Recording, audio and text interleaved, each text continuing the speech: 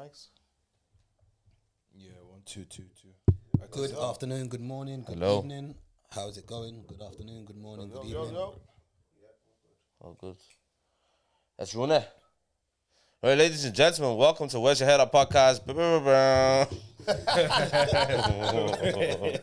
Bro, this Just morning, had a deep convo. yeah, we did, and I start off by this morning has been a hard morning to wake up. Right. It's been a hard one. Why is that so? Oh no, I'm usually quick. I'm usually able to just get up easily, but the alarm went off and then I pressed stop. Yeah, disturb me. But yeah, and then obviously setting up, and then boom, we're having this like super cool conversation about faith, the whole realm of faith. I think and it's good for Sunday morning. We didn't get to go to church. This was our service. Sunday service. Pastor Gabriel. My beans. Hey, let's get into the intro real quick, and then we'll go further discussion. Ladies and gentlemen, best podcast in the world. Where's Your Head Up podcast? It's your boy KD, and we got a special, and not. Another one. Back to back. Another special guest in the building. State your name, brother. Gabriel, good evening, good afternoon, good morning. So professional. Yeah, so obviously we've been having, I think we could get into the faith thing a little bit later on, since we've just already had a bit of a conversation about it. But yeah, how have you been, man? Stressed. Okay. Yeah, stressed but good. Stress that I brought upon myself.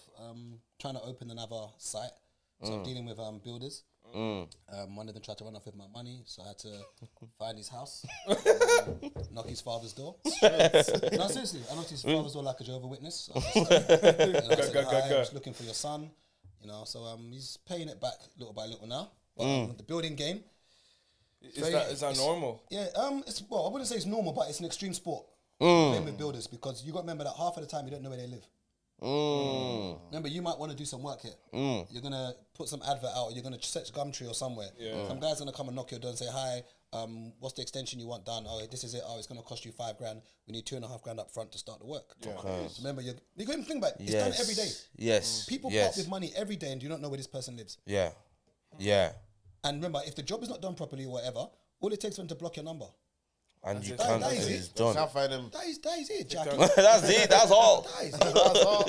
Just take down the ad, put up a new one. I didn't know where the guy lived. I had to do some research. Jessica Fletcher, rest in peace, to try and find out where he lives. And yeah, Like I remember when I was because we have a studio up in Dublin, and the people that used to come in to like say to do the floors or like I would wait for them to finish, because like they would always ask for the thing beforehand. I know that's kind of usual for a lot of the.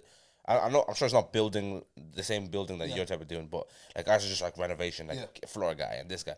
But I make sure that they finish the job before you give them, because I don't know how to contact you. I know it's easy. If for me as well, if you finish well, you can come back to the building, but there's always ways you can dip on people. So I just wait for them to finish everything, and then anyone that's trying to do building work or dealing with tradesmen, very important to get ID from them. So the guys that are doing my bifold windows at the restaurant, the bifold doors, I got him to send me his driving license, and I drove to his house to make sure he lives there, because the job that was going to be was £11,000 to change all the windows. He wanted 5k up front. That's but people money. Day in, day out will hand over this money to this tradesman. not know where they live. Don't know where this person lives. Shock you. And when I mean it's done regularly, and people listening now will sit there and think, "Oh, that's true, I just wired 5,000 just this morning. Yeah. People do it all the time, and you don't know where the person lives. So when I asked him for his driving license, he was like, "What for?" I said, "If I don't pay you, you know where to find me. This is the shop you're doing. I can't just pick the shop up and go." I said, "I don't know where to find you. I don't know where I'm going." He's probably like, "Damn, he got me." I actually have to do some work and now. then like. when he sent his license to me, I drove to his house. It took me an hour and a half to get there. Hard work and dedication. Because I've been stung too many times, especially the hardest part is trying to get them back. So when they do the job, there's something they call snagging, which is basically at the end. So for instance, okay, look up the ceiling there. You can see where the tape is. So this is what they call tape and joint. So basically, when they put the plasterboard together, they use a tape to basically put the plasterboard to join it, and then they put filler on top. So I can see now the filler marks here. Now, so technically, whoever owns this property, whoever's done it, should be ringing them back to say, hi, thank you very much, but you have not done the job properly because they're not coming back. They're taking their money. Yeah. That is it. You know where he lives. He just keep telling you, okay, yeah, I've got another job I'm doing, mate. You know, just give me 2 weeks, man. My day, so my van broke down, you know what I mean? And obviously, my dog's cat was jumping in the River Thames. Sorry. My dog's cat. That's it. And that's how you don't find them back. So I've been a bit stressed, but it's good stress. Yeah. Stress I put upon myself. So you obviously you've opened a lot of like, okay, so... You have one restaurant. Yeah, you have a restaurant. Yes, I started in Birmingham. Okay. From Birmingham to Dulwich, and then Dulwich to the new place. Okay. Yeah. So that now is 4. No. So it's Birmingham. I sold. Okay. To open Dulwich. Okay. So Dulwich is still running, and then I'm now opening another one in I don't know to say the location, but another one in Sick. What made you get into that? I'm from doing events. Okay. So I used to do like comedy shows, live music shows, raves, whatever. And when you're doing those sort of events, you're using someone else's space. And then when you they usually give you a bar spend. So what a bar spend means is that, let's say someone's closing their venue for you for the day. They'll say to you that you have to hit £2,000, if that makes sense. So they'll take a deposit from you, and then your guests now have to spend that amount. So if you've got 100 people in a venue and your bar spend is 2,000, how much does each person need to spend? 20 £20.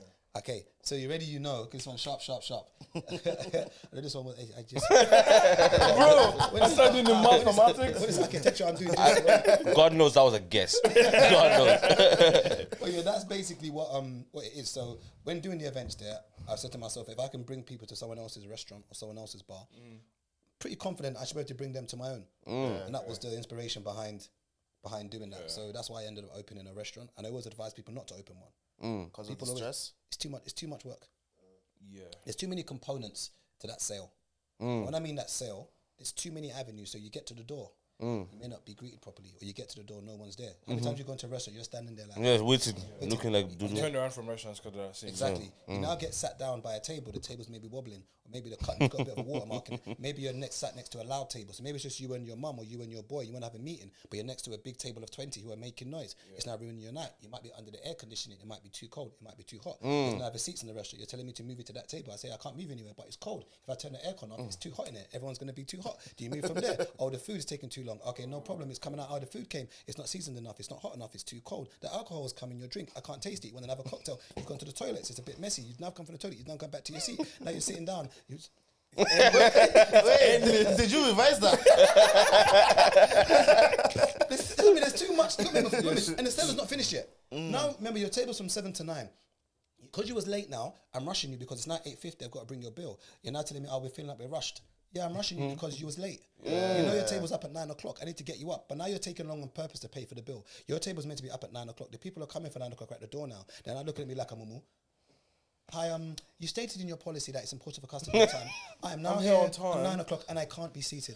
What are you going to do about this? What are you doing for us? Oh God. It's all a domino effect. There's too much involved. Remember, this for the one sale. There's too much involved. Whereas when you look at a garment, something like this, for instance, obviously it's probably made in some factory. But once it's on that shelf inside JD Sports or whatever, easy. You pick it up. The sale in JD Sports is very You're buying body cream. It's very quick. It's quick. Yeah. Hospitality. There's too much. I've even got to do customer service for you.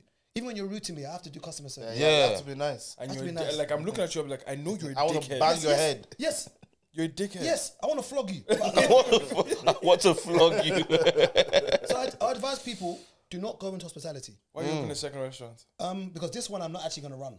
So this one I'm doing the whole infrastructure. So I'm doing the whole fitting it out, putting all the card machines in, doing everything.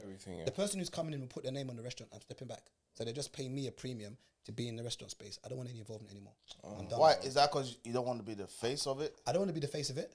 I think it's detrimental being the face of a black business in a white country. I think it's detrimental. We make up only 3% of the UK, yet 90% of the UK is white. Why you want to open a business to target 3% of people when there's another 97%? It makes no sense to me. I repeat again. Why you want to open a business for just a 3% when there's 97% out there in the UK? Makes no sense to me. And this is just me. That's bars. It makes no sense. So for me now, I'm removing my face. Because the other restaurant, Sion London, they know it's you. They know it's black. Even me, idiot. I didn't put in on the home bio. I put black this, black that. Foolish fool. Yeah, I'm putting black in the bio. Black. So people remember the first thing you see in your restaurant, you go and see about. I thought, what's the story of this place? You then see first black owned this in Birmingham, black owned did it because that was when I opened it in 2020, it was pandemic. That was the height of black owned business. Everyone was screaming black owned. Yeah, black owned. Everybody was doing it. Everyone was doing it. So I said, let me do black owned. Only for people to now be doing, okay, the black owned thing is great, but you have to understand it's limited. It does to some people. It kind of says, "Oh, it's for blacks." It's not. It's not for us. It's not. It's not my vibe. But people might look at this and be like, "Oh, this guy's being a bit." No. Run your business. If you want to target just 3% of the UK, no problem. You've done your maths. You can make money. You can make money. Yeah. But there's more money to be made. But it's only in certain fields. So, for instance, there are certain creams that only blacks will use. So you can set up a black-owned business for creams because there are certain creams that we need for our body that certain people, other demographics, don't know how to do. That will work for you. Does it make sense? Because there are certain skin conditions like we have that others don't have. So even for music, you might remember music for me isn't just black. You can't just make black music because people are still listening to Afrobeats. They're listening to bash, they listen to dancehall. Hip hop is probably one of the biggest genres of music in America. Like it charts _1. Like Little Baby just released his album, went straight to #1. So, but there's certain things. Hospitality is one industry that you don't want to pigeonhole yourself because when it comes to hospitality, we're very promiscuous.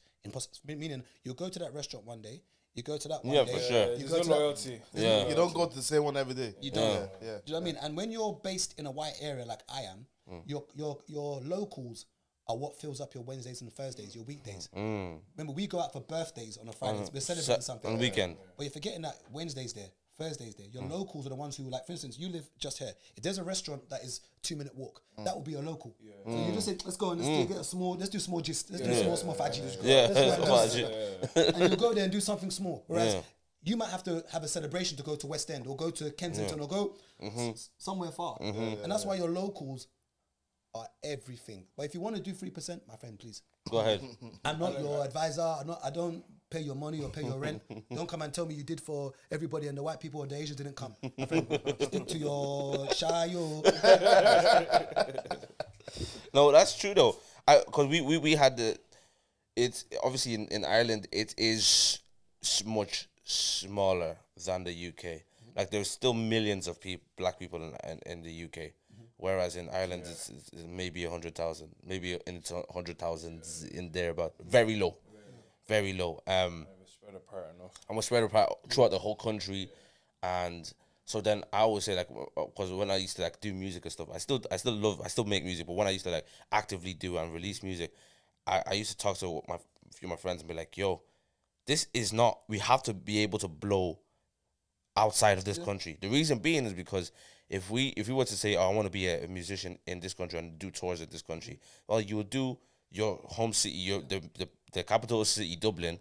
You might do the second largest city, that's Cork, down south. They might do up north, Belfast. So you might, if you're lucky, even then. But then after you do that's your 3 dates tour. You're done. Do you know what I mean? And in that 100,000 people that know you, or in the 100,000 population, it now gets smaller and smaller to the people who actually, okay, take away the kids, take away the young kids, take away the grown adults. Then let's get into our age range. Then people that like music, that like hip hop, that like rap, that like, do you know what I mean? It's a small percentage that you can potentially, like you live off of. Do you know what I mean? So you have to be able to see broader, especially in a country, especially in a country that's white dominated. White. You gotta play the game. And I've learned now, in this country, to make it, you'll have to play the game. You have to learn how to adapt. If you're not ready to play the game, and there's nothing wrong in being in employment. This whole mantra of people dissing people in 9 to 5s, don't work for your boss. I know plenty of people in 9 to 5s making more money than me. I mean, I'm not making money. Just put that before anyone. Come on. Jump in. Hey, Gaby. But this whole idea, this false dichotomy of people dissing 9 to 5ers, don't get a job. Self-employed is not for everybody. Not for everybody. If your bills are being paid and you've got peace of mind, my friend, I advise you, stay in your day job. The stress of it, it's not. Not for everybody. It's not for everybody. There's nothing wrong. Do you enjoy the stress, like the variety of kind of your day, your week, your month? The joy I get out of it is in hospitality is seeing people enjoy themselves in my space. You know, that's the enjoyment I get when you can see someone has come out of their way, 20 of their friends, they're on a table and they're just in having fun. That's the satisfaction I get from it. You know, you get the good, you get the bad, and you have to learn in business, in life, that you've got to take the rough with the smooth, the A cups with the D cups, the BBLs with the I cares. You have to take. You have to. Did he say I cares? You have to flat packs. You have to take everything. You have to take everything. Because it makes me further. And some people can't take the good and the bad. Yeah, that's true. One of the problems of being the face of the business is that you want to take the adulation and the praise. Not the opposite. And that's the thing that I don't want any of it now. I don't want the good or the praise, because when I get the bad side, you have to take your emotions out of business. And when the bad comes, I don't like it. But when the good comes, I'm yes, it's my place. Yes, it's me. I like you. But then when the bad comes, please. It's not me. And everyone loves to be called like a CEO. Do you know what I mean? They love to be called a boss. I don't want it anymore. I want to be the silent person. I don't want anyone to know that I've run this other one that's open. Nobody's gonna know it's my spot. I don't want anyone to know. I don't care. As they say, if you pay me, I don't want to know anything. I don't want it. I want to be in the background, and then my eventual goal is to just do consultancy. Okay. That's what I want to do, because I think the best business to be in is when people need you. No matter how many times BA mess your flight up, you'll still take BA again. Facts. Say that again. No matter how many times BA would do delay, let them do 4-hour delay flight, you'll still take BA again. Simple, right there. Yeah, right now as well. You're gonna still go because you need them. Yeah, you need them. Yeah. The best industry to be in is any business where you're needed, where it's not like someone feels they're doing you a favor. Somebody will come to the restaurant, they act like they're doing me a favor. It's a transaction. You want somewhere to go out to eat, and I've got a place for you to eat where there's a vibe. You're not doing me a favor, but it's so the way hospitality is, and the whole customer is always right thing. It makes it seem like that, and that's the challenge you have, where people will come and say, "Oh, we're coming to support you," like it's charity. Big man. Like, no. It's a business. Patronize you. you. Service, and you're looking for the said service. You know? So it's trade and butter. for me, it's just Ultimately what it consultancy is, now. yeah. Just consultancy. So eventually I'll go into consultancy where you'll come to me. You'll ask me for advice and I'll consult. You need me. When I say, like, to set up the first one, like, capital, like, was that a lot to get? I always make a point. Anyone who follows me knows I take out loans. Okay. I always make a point of telling people, I'm not no rich man. Even the one I'm doing now where I'm doing it now, I took out 100k loan. I take out loans. 100k, sure. I take out loans. I don't want people to ever think that, oh, this guy is just, what am I doing that I can't make money to save to build? Have good credit. Find places to get money. When I opened the one in Dulwich, not Dulwich, the one in Birmingham, I had some of my own money, but a family friend gave me 50 odd grand. To open that with the money I had. That's how I opened there. With Dulwich, I took out, I think it was close to, I'd have a 50k, but I took this out in a loan this time, like a real bank loan. The other one was a loan from a family friend. Dulwich was a bank loan which I took out, which I've now paid off. Now the one in the new one, 100k loan. Taking out a loan. So you're not risking with your money, you're risking with I use other people's money. That makes sense. That's what they do. That makes sense. I don't know why I should use my own money. Remember, if it's my own one, if this doesn't work out, I still have my own money. I'll have 5 years of bad credit. They can't kill me. I'd rather borrow from the bank than borrow from you. You might come and find me and try and smash my head. Now West can't smash my head. No, that's it. If I can't pay, I can't pay. Bad credit. If worst case, I just go and move to Nigeria. His credit's changed. Your credit agencies for this country. People forget that it doesn't follow you to Nigeria. You think because you got bad credit here, they won't give you credit there. So There's no credit there even. But yeah, I don't use my own. I use some of my own money. And some people will argue and say, but you've got to pay interest in it. The interest is very small. I don't mind. Especially if you pay it on time as well. Yeah, there's good debt and there's bad debt. And people understand that this for me is a good debt. You know, because I'm building something which is going to be an asset, which is going to be a commercial premises, which will make me money. You know, but you do your numbers to make sure that everything plans out. But people don't realize that I've taken this place over since July. So obviously I'm still paying for the building and I'm paying my loan. So you've got to make sure you've got good money management to make sure that you're balancing everything. And the biggest problem that a lot of us have in this life, we don't know how to manage money. Forget how much you earn.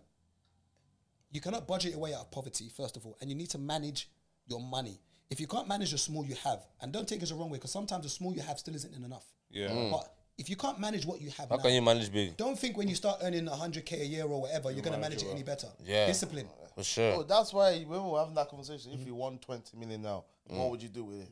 Oh, you're gonna splash. Because that's the habit You're that you gonna have. That's your habit. That's a habit you have when you have 3K. You've Yeah. got no discipline. And for me, I always say routine, habit, and discipline. Those three things make you in life. Routine, habit, and discipline. Those are the three things that is you. That's where your life is going.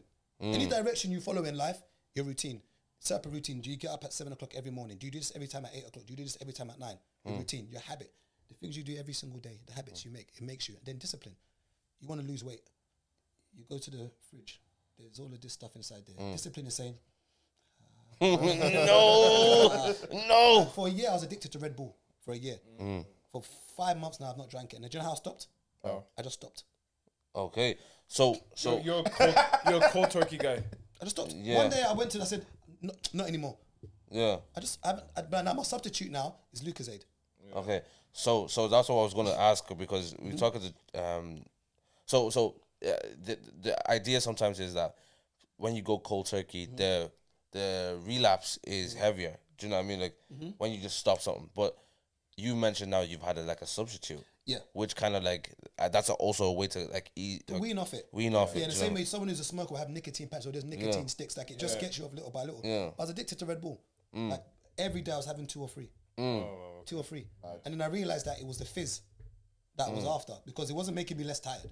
Like I'm still tired. So it was not doing anything. So I realized that it's probably the fizz. So I started just going on to fizzy Replacing drinks. it, yeah. So little by little now I'm going to try and wean off the fizz to now just finally not need to have anything fizzy. But routine, discipline, and habit. Those 3 things are so crucial. And if you don't have those 3 things in place, once again, there's nothing wrong in being a 9 to 5. But just stay in your 9 to 5, because there's no when I left the house today, it was pouring with rain. There's times when people don't have the motivation to do things because it's raining. There's no motivation when you're self-employed. You have to get up. You have to do it. There's no sick day. There's no sick day. If you're sick and you take a sick day, you don't get paid. You don't get paid. You don't get paid. There's no sick day. There's none of this. How you feel. I don't feel like coming into there. I don't How you feel? feel. You just have to do. Yeah, it's crazy. I think what, okay, can I ask this in terms of you like, okay, so now you're in this place where you say, okay, I have habit, routine, and discipline, right? But I'm not perfect. But don't Right. think, I still mess up. 100%, Mess 100%. up. Mess up.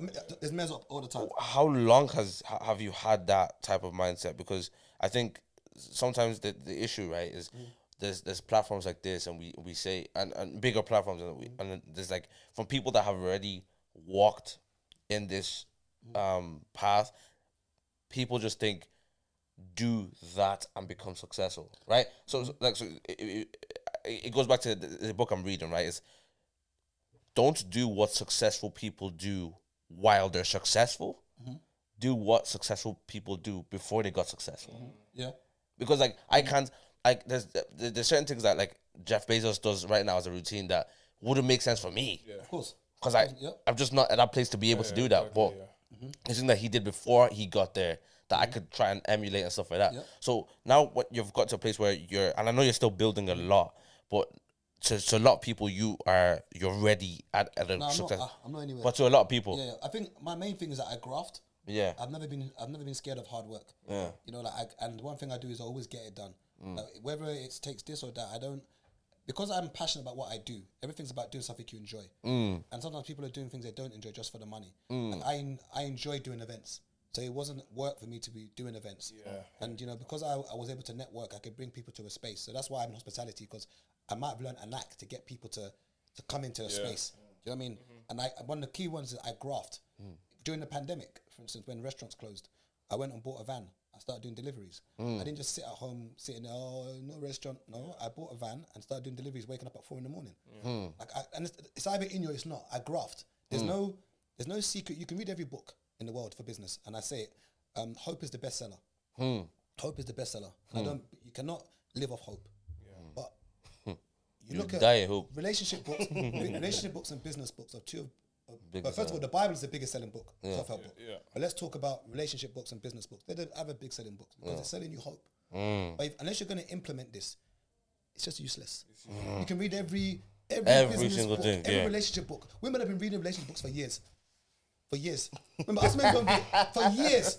But one thing I say is this: you see, when your head is gone, Yeah, your head is gone. It's one of gone. them accent can sound French. When your head is gone, that 0121, it'll sound like come on to the baby.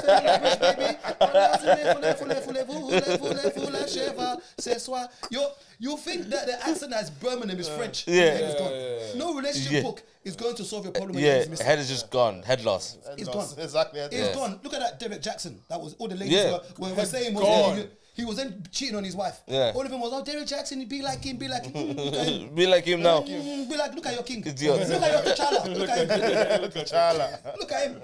But yeah, I think there's, I don't think you can, and I got in trouble for this when I said I don't think you can teach business. There are fundamentals, there's things you can teach. But see that fire in your belly? Yeah. You can only develop it It's yourself. either it's there or it's not. That tenacity to keep going, it's either it's there or it's not. Like the stress I'm going through now with these builders at this place, another guy would have just tapped out and said, this is not. Oh yeah, tapped out easy. I said, I'm still going.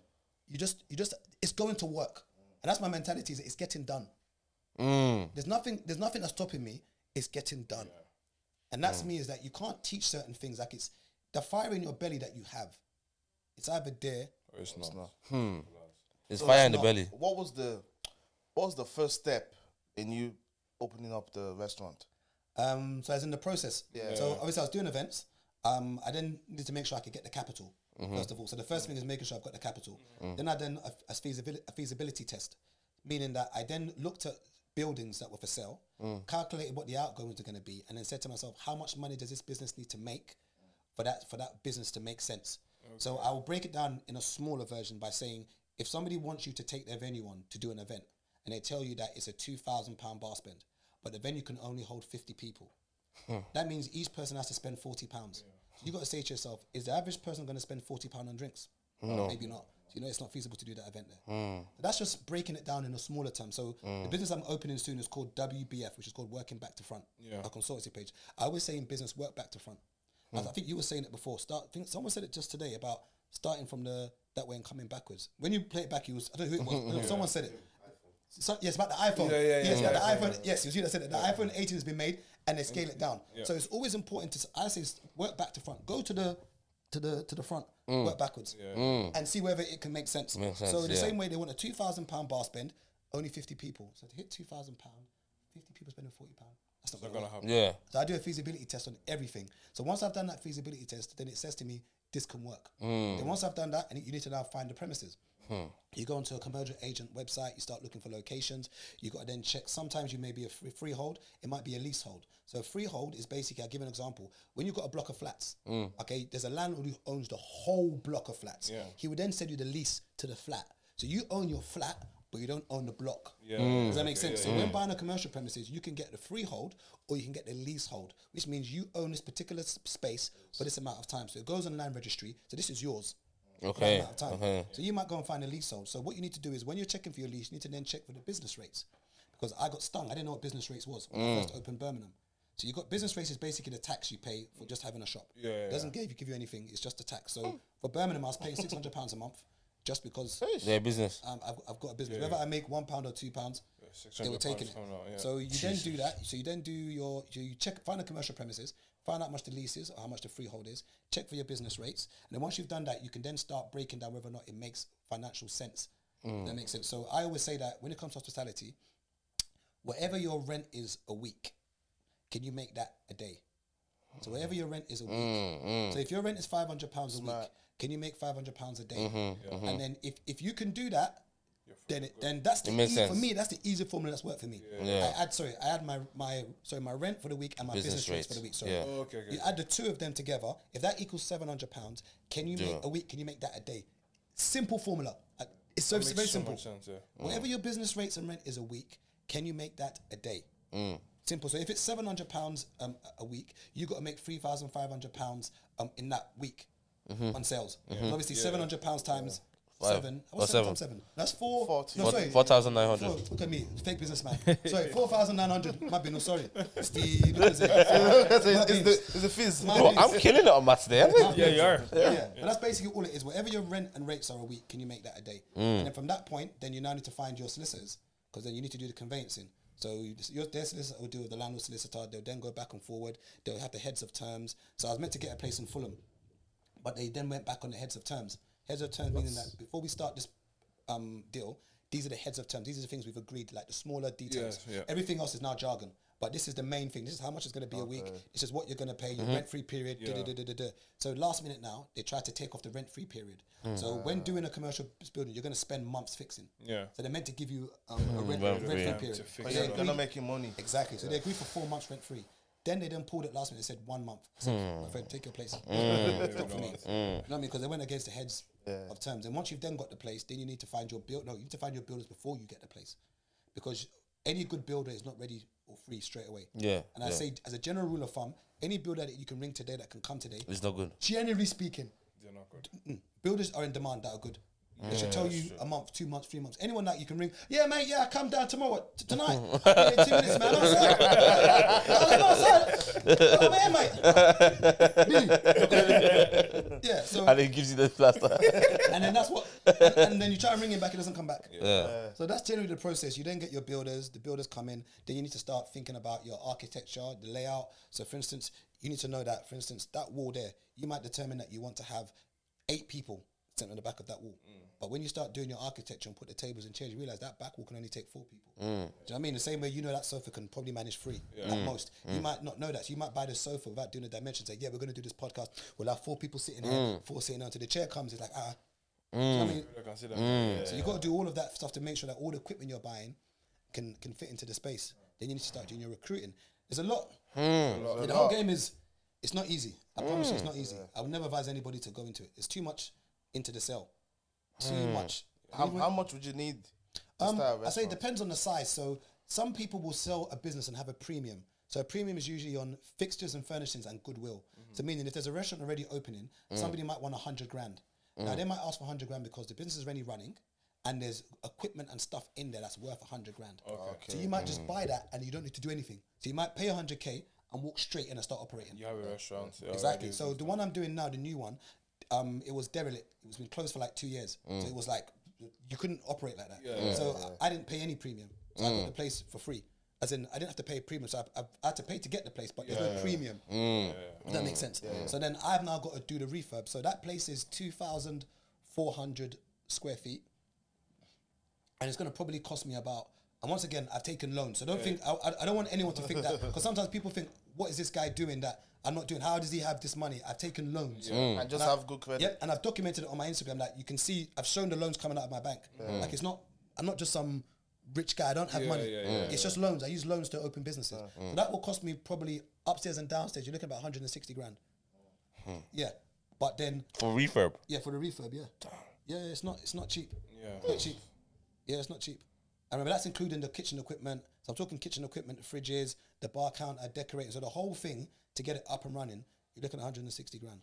Yeah, I like. Okay, so that's just the refurb, right? And you're thinking about now again back to the sale. I think one of the most important things with the sale is the customer service. And like why? And you obviously already mentioned that you like to see people have a good time while they're in your premises and stuff like that. My thing, my I guess my issue, everyone's issue is always with customer service. Yeah. You know, like listen, if you get to, I've been to nice restaurants where the decor is absolutely top notch, and it makes it so much more enjoyable. Even if the food isn't great, my bro. Yeah, customer service. If the customer service is bussing, You're having a great time. yo, we're just like, do you know what? She's lovely. Do you know what I mean? He's lovely. And you just like that's why people tip, because in America it's just like that's the culture. I would Tip. never understand the- Yeah. But ever since we started doing like deliveries and people start like tipping us like when we do deliveries, I was like, you know what? Yeah. If I get some good customer service, I'm gonna put an extra 2, extra 3, extra whatever it is. But yeah, what was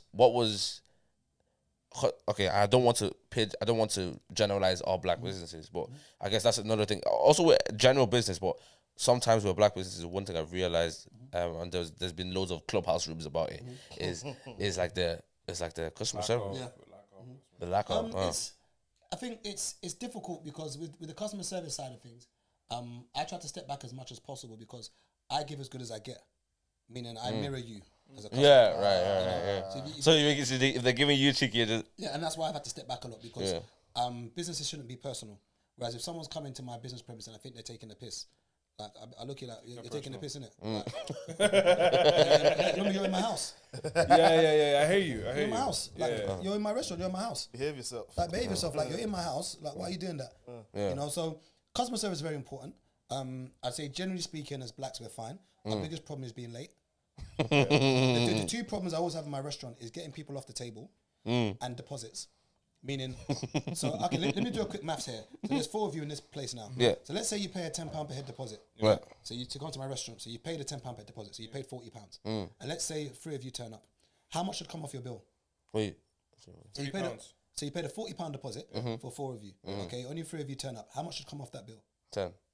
Nothing. Well, nothing should, but No, 'cause remember that deposit comes off the bill. So the deposit's to hold the space. So you paid £40 for 4 of you, and 3 of you turn up. So It should still be £40 because £40 is paid to you, no? no, see this is the problem we have. I'm happy you said 40. Okay, so you paid £10 deposit for each person. so it's just £40. Yeah, £40. But only 3 of you have turned up. Why should £40 come off the bill? Because we paid that to you. Okay, but you paid for each person, right? Yes. So then it should be 10 that come off the bill. Yeah. No. So it should be £30 that comes off. Exactly, because you got to remember you paid for you've taken each seat. You've taken 4 seats in my restaurant. So now that you've not turned up, I've lost that sale. In the same way, if you booked a I table, see what you're saying. I'm confused, wait. Remember, it's a £10 per head deposit. Right. So it's for 4 people. For 4 people, you paid for 4 people. Yeah. So let's imagine now only one of you turned up. Oh, sorry. So what Only you're doing one is- of us turned up, then you're take securing that seat. Exactly. Yeah. So the You're 10 should paying, come. you're paying the £10 to secure the seat. Yeah. So you paid £40 to secure 4 seats, meaning that that's 1 less sale he can make, or that's 4 less sales. That's 4 less seats he can give to someone else. so if only 3 of us come, he still lost the seat. So you lost £10. yeah. You know, so like So are you in the loss or are they in the No, loss? we both are. I'll Yeah, tell you we why. both are. So put it this way. I'll tell you what's happened not too long ago. Someone booked a table of 6. Yeah. So they paid how much? £60. £60. 3 people came for the meal. Yeah. Yeah. Take 30 off. Yep. So I took £30 off the bill. They then said, "Oh, I'm high. We paid £60." I said, "Yeah." 3 people didn't turn up, so each of those 3 people have lost their £10. They said, "Yeah, but we paid £60." I said, "Yeah." I've lost 3 people tonight. Yeah. That's each people. Okay. I Yeah, I get get it, it. I I get get it, it. yeah, I get In it. the I same, get in the it. same way, when you go to a concert, Yeah, I get it. yeah, Yeah, I get it. you can't buy 8 tickets in a concert, and then only 4 of you turn up and you say, Say, "Oh." can I get my money back? Yeah, I get it. Yeah. I get And it. you remember, if you could pay for 6 people, and I would give you £60 off if only 2 of you turned up, why am I taking the money? Yeah. Think Makes about sense, makes sense, It doesn't make sense. Makes sense. Just come then. Stop then. And then when I try to explain to them, the average person in my restaurant will spend about £60. Yeah. So I say to them, that person's lost £10. I've lost 60 quid. Yeah. Or 50 quid, sorry, because I've kept the 10. Yeah. I said, I've lost more than you. And I said, Yeah. there's 3 people now who've not turned up. That's potentially £150 Yeah. I've lost for those 2 hours. Yeah. I said, Yeah. See, we never see it from that from the restaurant's point of view. and that's the biggest contention I have is people paying deposits and not understanding that it's a £10, and it says in the writing, in the script, it says you're paying a £10 per head deposit. If someone does not attend, they forfeit their deposit. It says that before you can even pay. It's there in English. No one reads terms and conditions. No one reads. And that's the biggest problem I have is when the bill comes, I can just see them. They look at it. I can see them. I'm waiting for them to raise their hand. They now start shining their phone lights, which you can see. I'm waiting for them, then I raise their hand. The manager will go over, "Hi, hey, we're paying £60 and we had a really great night. Everything was fantastic. The prawns, oh my God, they were to die for. But we paid £60 and there's only £30 off the bill." Then I just see them doing the back and forward. And at first I used to bend, but then when I started calculating it, you'll have a Thursday, maybe a table of 4, 2 and 2 only turn up. In a week, you could have almost 20 people in a week, because they say that average is usually 20%. So if you have 100 people book in the week, usually 20 people will be a no-show. Remember, that is, just even say 10 people a week don't turn up at £50 a head. That's £500 every week. That's 2K a month. And I'm usually fully booked on the weekend. So I could have filled the space. Yeah. And it's a consistent theme to the point I said, I'm not taking it off anymore. And so I say, only pay for those you are sure of. Because I can't afford for you to book for 6 people, only 3 of you turn up. I've lost £150. I could have given those seats to other people. And that's the issue. So it's lateness. So the table's meant to be at 7 o'clock. You'll arrive at 7:30, 7:45. And that's what we like to do. Like, especially if it's a birthday party. At least Celebrants will be 38 arriving at minutes 8:30. late. Now, remember this. I'll have a big table of 30, booked for 8 p.m. The birthday person wants to do shy you, so she won't come on time. So he won't come. They want to do entrance. They want to do back. They want to do everything. irritable bowel, they want to do feel everything, the gown. So they come in now at 8:40 for the 8 o'clock table. The food's ready on the table. Why are my kids eating before me? I said, should be the tables for 8. Yeah, but I'm not here yet. I said, so the kitchen should the whole restaurant. just wait. It's you that's paying the rent. Sorry, Queen Elizabeth. It's you that everyone should just wait for you. Sorry, Queen. And people don't understand that I can't, like, there's other people in the restaurant. When you're tabled off 30, the whole kitchen has stopped for your service because we can't serve anybody else if we're doing 30 styles. So we've got to bring your food out because other people eat and they don't understand. And even on the set menu that we send them, it states, your food will come out 20 minutes into your booking and food will not be reheated. I've had to put that on the menu. So that when you're ordering your food on a set menu, you can't say you didn't see it. Because it's there in bold writing. It's there. But people will still, and those are the biggest problems, lateness and deposits. Other than that, it's fine. I feel, do you know what? I feel like when it comes to customer service with UK people, there's a sense of entitlement that UK people have. That just shocks me. It does not make any sense whatsoever. Like, I've given you all the information you need. Pay the £10 deposit. If you don't show up, you forfeit it.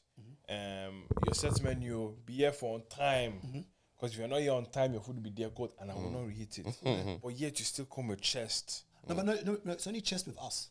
Of course. It's familiarity. When they go to the Only Boss people, they're on their best behavior. They're on their Yes, sir. Yes, sir. They're doing Oliver Twist. It's for us now. They do familiarity.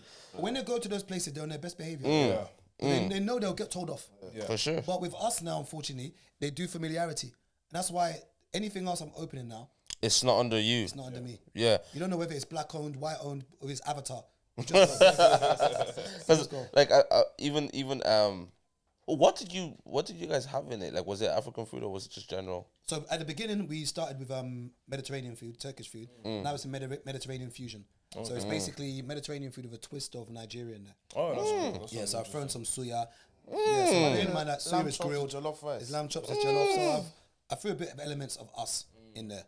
Yeah, but it's a Mediterranean fusion. But once again, don't get involved in the restaurant game. Anyone who's listening now, don't do it yourself. Yeah, I always hear Keith complain. Yeah, don't trust me. I'm telling you. Complain. I think that's about it. I'm telling you, the restaurant game is pepe. You will struggle. You will fight. You know what's funny? Because that's actually something I wanted to. Don't do it yourself. Same, I've been thinking about like at least a little small thing. Don't do it yourself. Because in Dublin, there's like we have what do we have? Anus Kitchen. Don't do it yourself. And Did you hear what he just said? Anus, I know. It's Anush. Anu's Kitchen. So why do you call it anus? Because he said he thinks ass. And then we have Heritage, which the food is nice, good, yeah. but the customer service is Like and even the location is a They'll bit. tell you to call 30 minutes before to order your food. You get there, say, you called? Oh God. But the food is the food makes sense. So like I can forgive. But there's no restaurants where you can like go and celebrate your birthday or go out on a night out. Don't do it yourself. With what he just said, I'm like, is it worth it for the population? Exactly.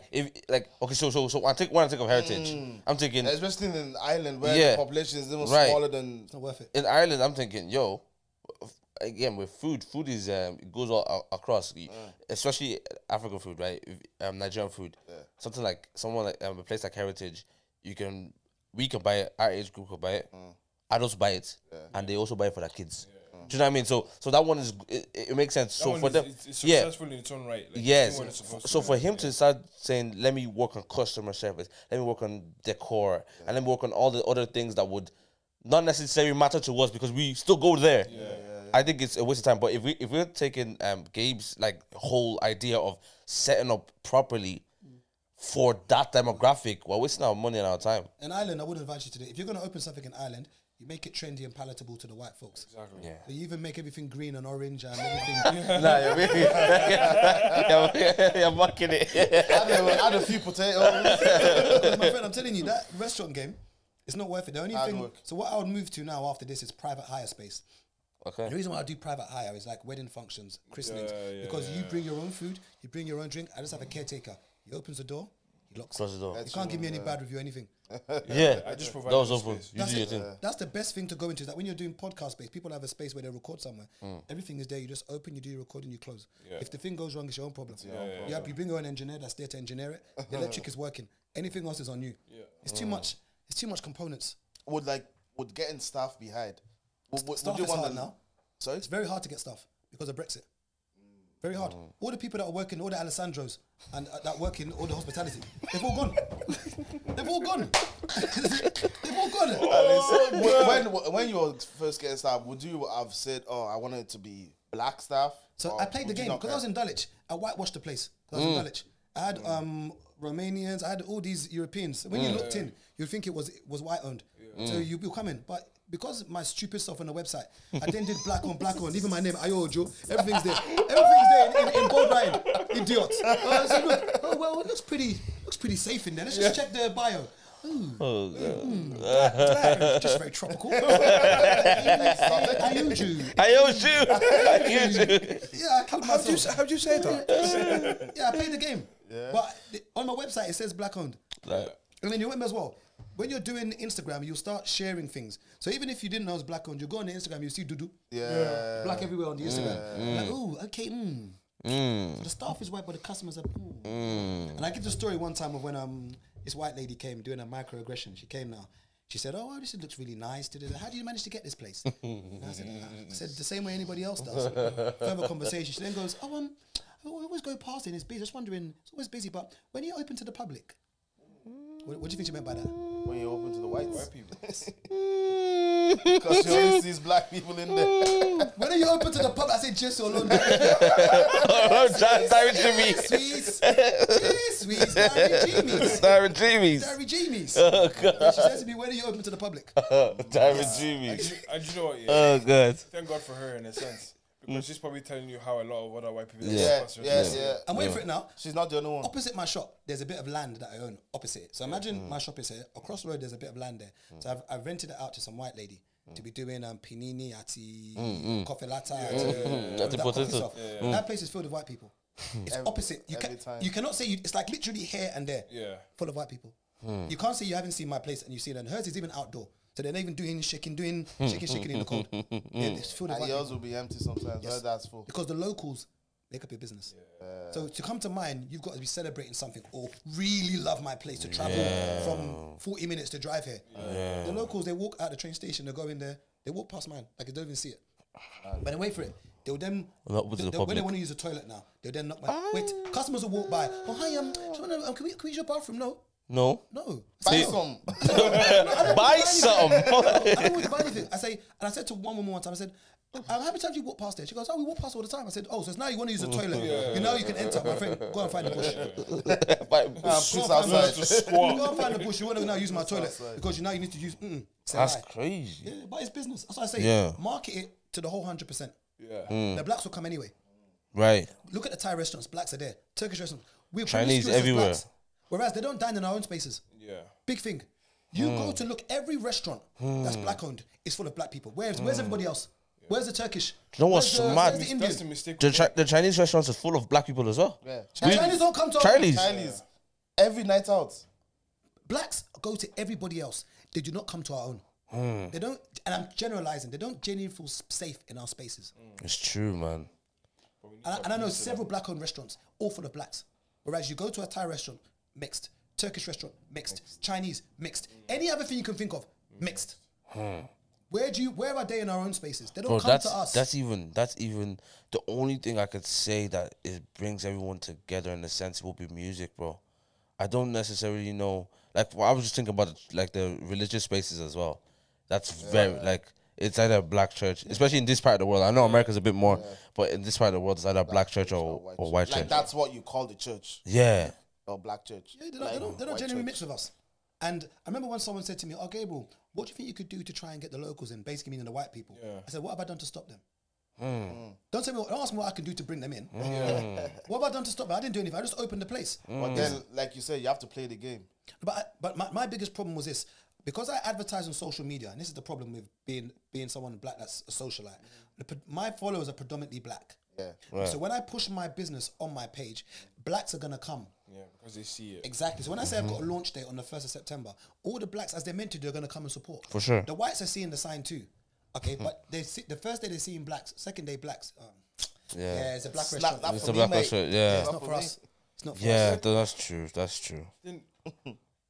Once again, I've got no problem with it being black. No, of course. I'm just saying that you limit your pool when you're black owned. If you're in hospitality, if you're doing a product like creams, things that necessity for black, benefits you. It it's benefits different. you to be Because I'm like, there's so many of because cream is a necessity that you may go through every 2-3 weeks. A product for your skin, you're gonna take very, very good care of your skin. Do you know what I mean? So that thing you can make it black on and make very good money. But hospitality, we're too promiscuous. We're too. And that's the nature of the business. Too promiscuous. And too promiscuous. And remember, they don't dine with us, but we will dine everywhere else. There was a restaurant. I'm not going to mention its name. Somewhere in Essex, it was found out that the chef was being racist in the kitchen to somebody. It went viral. It went all on these blog sites. Went viral. There's not a black person that is on social media that did not know this happened. They still go to that restaurant. Of course. And then the excuse is that, oh, well, it's not the owner that's racist. It was the chef. That's a culture from the top, man. Now, there's a certain set of people we're not allowed to talk about. I'm not going to mention anything. We know. Okay? The Kanye's, you know. You dare. I'm not mentioning anything. Okay. I just wanted to be clear. Is it the Kanye's or the... Okay. You dare mention anything about them. You're done. All of them will stand up and tell you, no, we're not doing anything. But us, as a collective, we don't. We don't stand in solidarity as a collective. We don't do it. When the LGTV community, sorry, no, it's the screen. It's you know that TV screen. Listen, LGBT. You got the Q. Yeah, the Q plus. Okay. That's why I love them. Yeah. You see, when they're ready to stand in solidarity, they will all of cancel them. everybody. All of them. Everything is finishing. Yeah. No, they say, hey, wait. There's solidarity. Yeah. You think a restaurant could have, let's say there was somebody who was non-binary, was in the kitchen, and someone was telling them, no, you're a man or whatever, and it went viral. They're going to stand out there with their placards. That restaurant has to close. Business is closed. Yes. Done. But us, we're too accommodating, we're too forgiving. And our biggest problem as blacks is we're too forgiving. We've got too much compassion. Too much. We're so inviting. We let everybody in. Do you think we should all just go back home? No. Why do you think that's a solution? Because everything that's been mentioned, I think, is as a result of, first of all, we're only a few generations deep, where a lot of us are immigrants, a lot of us are, there's the whole trauma when a whole different man's country or in a white man's country. Do you know what I mean? And now to be even on par with the white man takes us all of this energy. Now, I'm very aware of the issues in Africa. Do you get what I'm saying? But I'm just saying, I think what we constantly complain about is the white man. Why can't we just go to see our own people? I understand the issues in it. Not yet. Not yet. I'm planning to move to Ghana in the next 4 or 5 years. The reason why I say not yet is that you need to have infrastructure and things in place. And I think one of the, I think there's 3 or 4 things that, and I hate using Africa as a broad term, so I like to I like to compartmentalize and maybe say Nigeria, Ghana. Once they need data. Data meaning that because so many people like to go under the radar so they can make their money and do dodgy stuff, they don't want data in Nigeria. The moment you can have things like systems in place where, for instance, I know this about you, credit reference agencies, so that you cannot disappear or hide. You need that in place. You need to be able to get a credit system back into what I'm saying, so that when you go out there, there's security. They need to sort out the whole land registry side of things. Because once you've got ownership on certain things, you can start doing business. People are scared to open things in Nigeria because you'll buy one land there one day and someone will come and tell you that it's not yours. It's mine. It's not yours. It's my father's land. That's it. Exactly. And until you've got infrastructure in Nigeria and Ghana, I'm only using those 2 places. Ghana is a lot better infrastructure-wise than Nigeria. Once you've got that in place, it's time to move back. Other than that, how many times have you gone back to Nigeria and not felt like a foreigner? But you're Nigerian. Yeah, but you're Nigerian enough to. Well, you're only born Nigerian, Do you know what I mean? And I think it's important to know the timing. So I'm trying to put things in place now so that when I want to move to Ghana, things are there. But I think there's nothing better than being in a country you're not the minority. When I go to Nigeria, Ghana, I feel at home. Just being around, even in here, I'm in a room with Nigerians. I'm comfortable. I don't think we understand the trauma we go through just being in England. You know, I felt that homely feeling for the first time at Afro Nation 2019. Okay. I could not believe it. That was the first time I've been in a white man's land and I was in the VIP section, but you could look into the I'm sorry, why was that mentioned? Sorry. Huh? The VIP. No, you just dropped it in. I needed to mention it because of the way I saw people. But VIP, yeah. I was in the section, no? No, I just wondering, sorry. VIP. It's cool, no, it's cool. Because like, you know, if you're on stage, for example, you can see a mass of people. That's why I mentioned it. Anyway. You couldn't see it at the back. VIP. I saw a mass of people. I was just like, and it was like a surreal moment. I'm like, everyone here is black. And I felt so comfortable in that moment. I was still in a white man's land, but I felt so comfortable. And I'm like, as you were saying, like going back home, that feeling. Well, if all of us went back home to that build and to like bring the knowledge that we have back there, don't you think it would? I don't think there's certain things you won't be able to change, like infrastructure. See the title deed. The title deed is one of the most important things they need to sort out in. I can only use 2 countries that I know of because when people say Africa, it's too broad.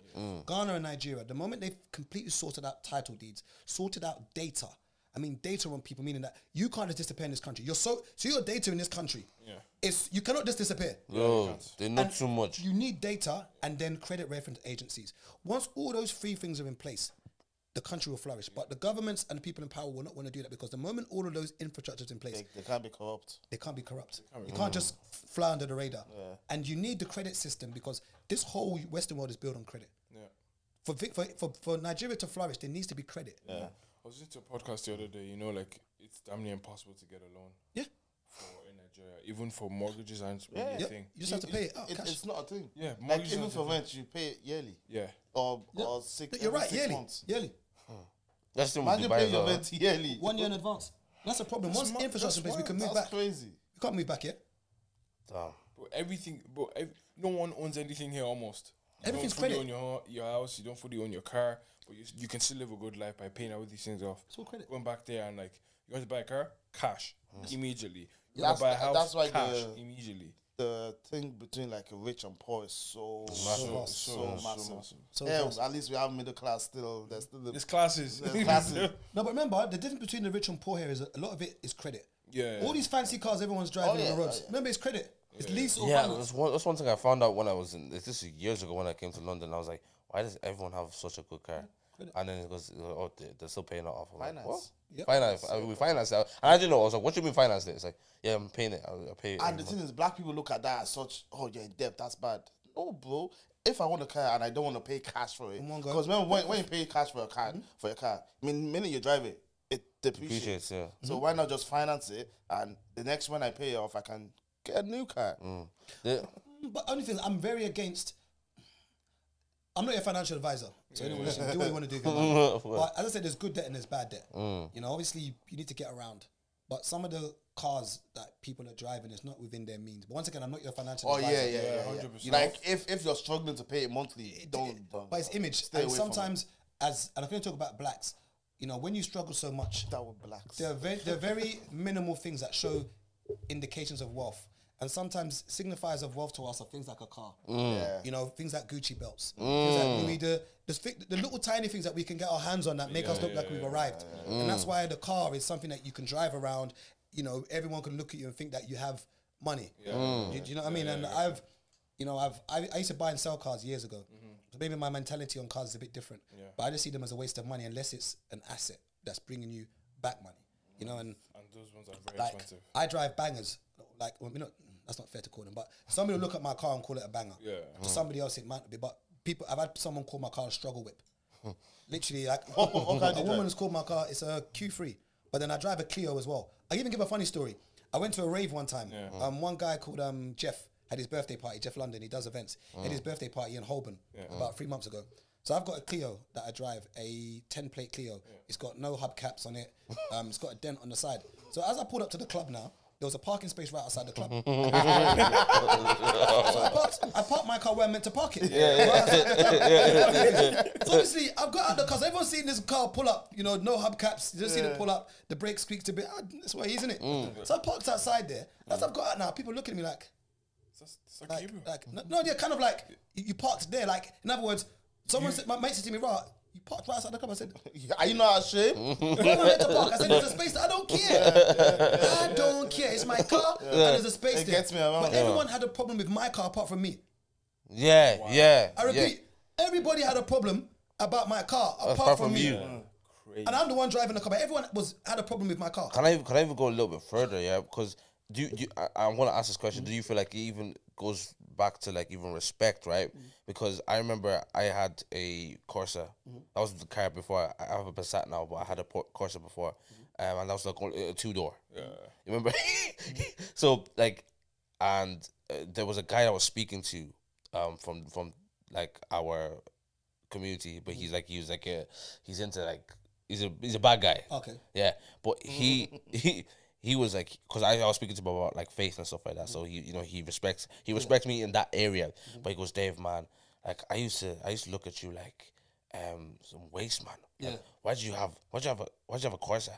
You know, because my younger brother has a Audi A3. Okay. You know what I mean? But he said, why'd you have a Corsa? Like, bro, like, everyone in that area. Yeah. Has a Audi, A-class, serious whip. He says to me, yo, I wasn't respecting you for a minute because you had a question. I said, I laughed. I goes, haha. And I goes, because I knew, for me personally, one, it's not like I cannot buy a thing. Do you know what I mean? Anyone can save. Anyone that's working can save up to buy whatever they want. Do you know what I mean? Yeah, put your priorities in place and you'll be able to get whatever car you want. But that wasn't my priority. And two, like, I never put my value. I never put me being someone in society with the car I had. Yeah. Do you know what I mean? And then he now came to that realization that Dave, you have something like for me, like I had peace of mind. He didn't have peace of mind at all, at all, guys. He was like, anytime he saw the police, he was like, he held my hand. Big man. How about that? You know what I mean? So it was like, bro, our pursuit in life is different. Do you know what I mean? If I could get to not like I don't like nice cars, but if I could get to a place where that is not a problem for me, it doesn't affect, I will do that. But at this moment, I am. So when people ask me, oh, Dave, like people have designer clothes, everything around me, I'm like, nah, I'm happy with my Under Armour tracksuit. I feel comfortable, and that's what I can afford right now. When I get to that place, by God's grace, we'll do that. Yeah, the pressure's serious. Yeah. And that's one thing is that, trying to block out all of the distractions. It's very, very hard because, as you said, the guy's telling you, my guy, upgrade now. Upgrade now, come on now, upgrade. And if you're someone that doesn't have any esteem or doesn't know where your vision or your goal is, you might now go and spend a 2K deposit and be spending £500, £600 a month just to keep up with everybody else. Yeah. And I mentioned, everyone had a problem about my car apart from me. Everybody looked at me like, I like that. I'm driving it. You're not in the car, Like, do you think I didn't know what I drove when I came here? And like, there was more upset at the fact that, or amazed that I would park it for everyone to see.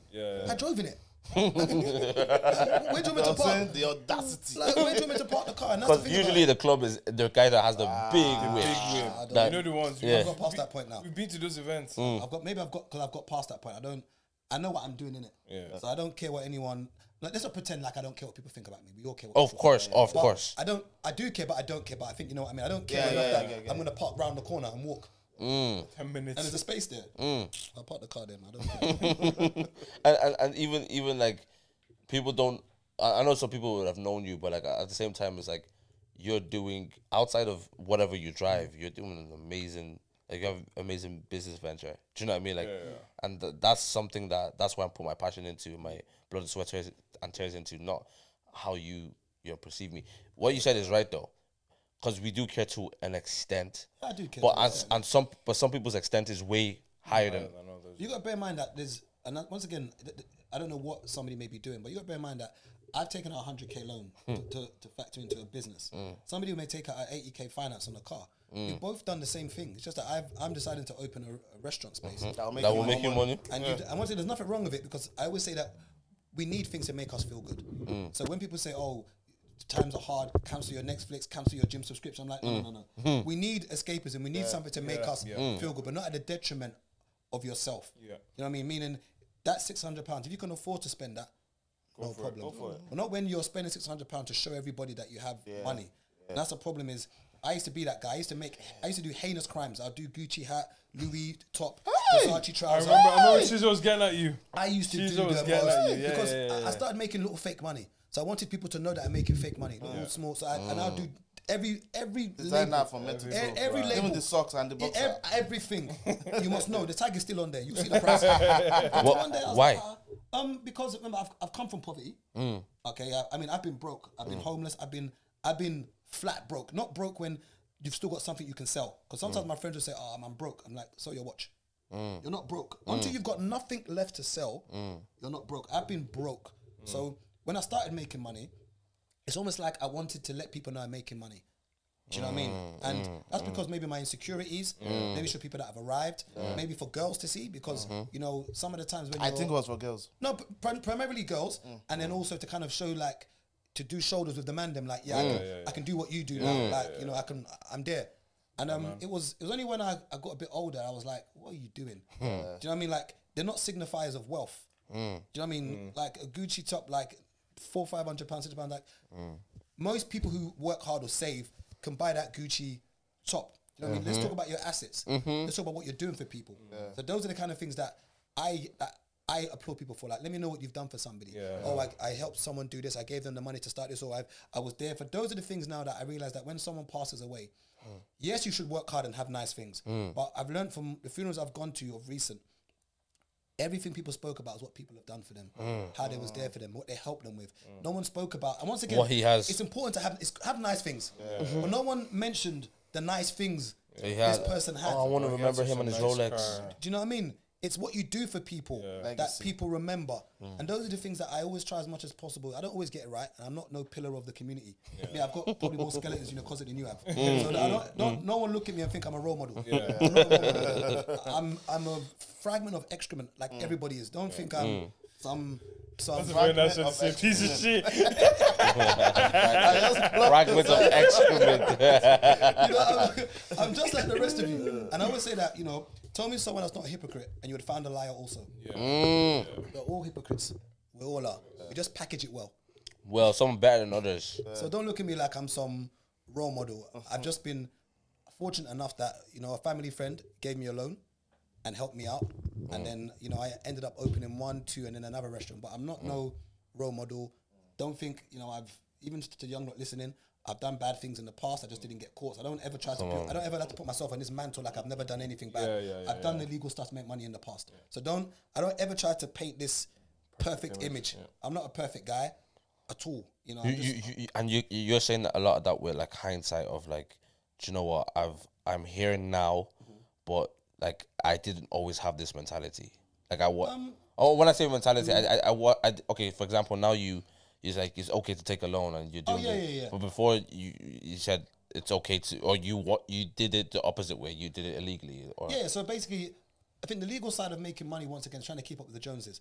So when you're in a circle of friends, some are making good money, and you're looking at the money they're making, you're like, look at the girls. When you're like, I was like 23, 22, 24, that age group, it's all about Jair and showing off. And you're looking at the women that my mates are acquiring because of their money, you know, and then you want to start making that money. So sometimes people say, oh, I was making it to look after my mum. Stop it.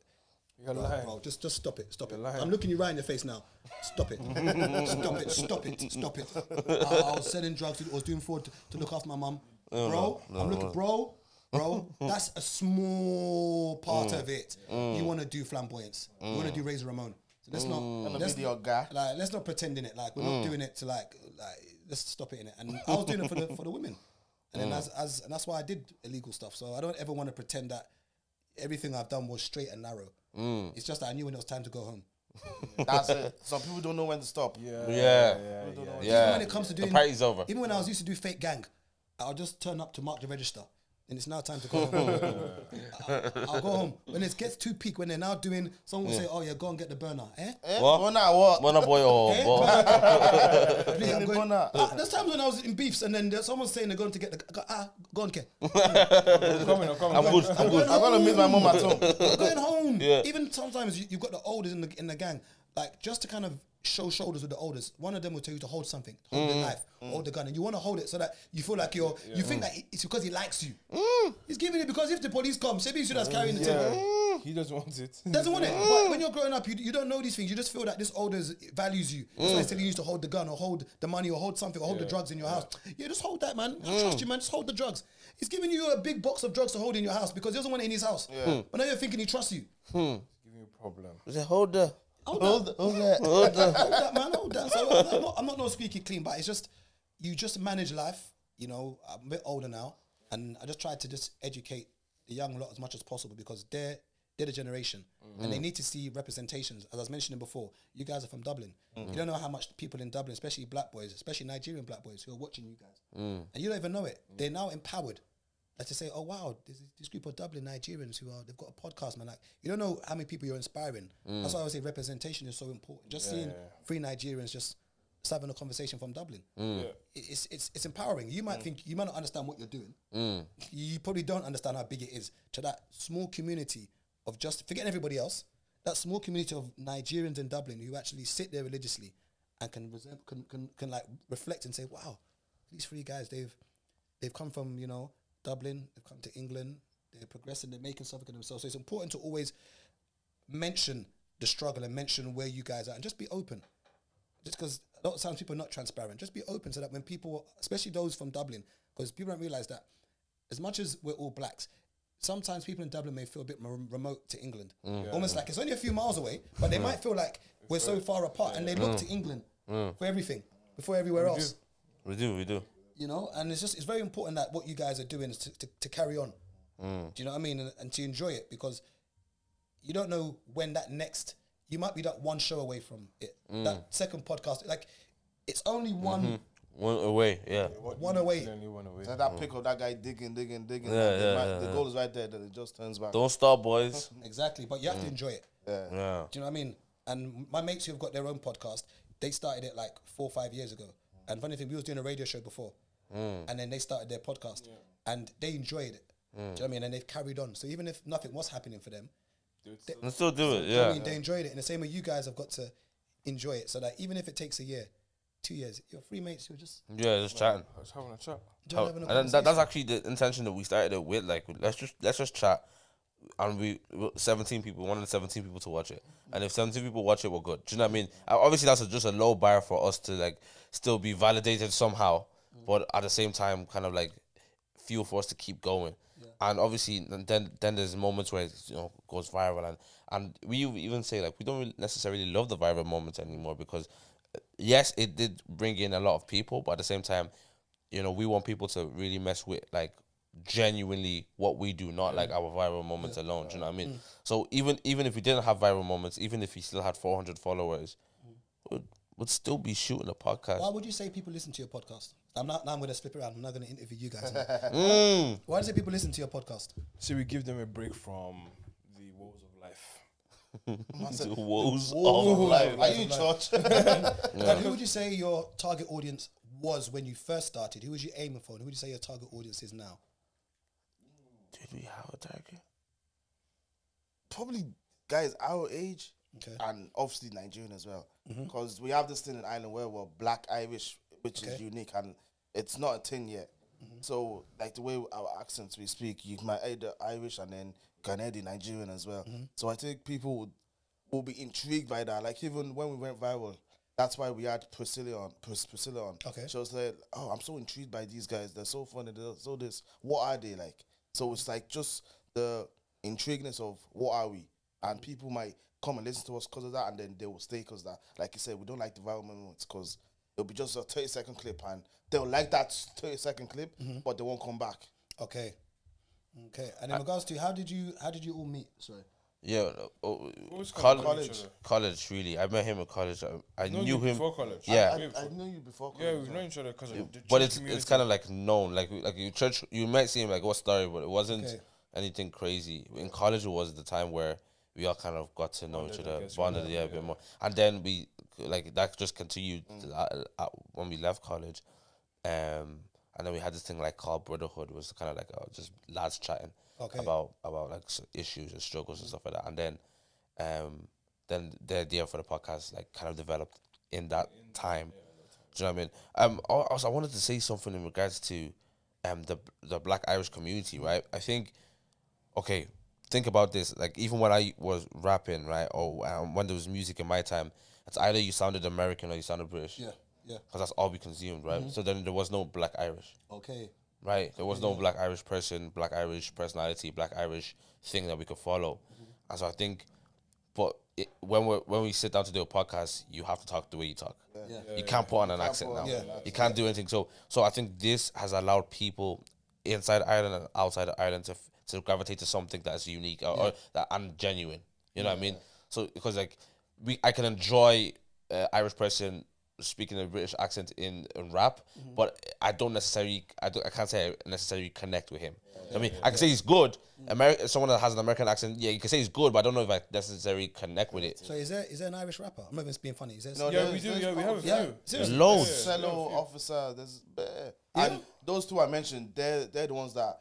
Well, Cello might do the Irish accent, but he's still being true to who he is. Is it trap, grime, or what kind of rap is it? Drill. Drill rap. Okay. Drill. And Cello's rap.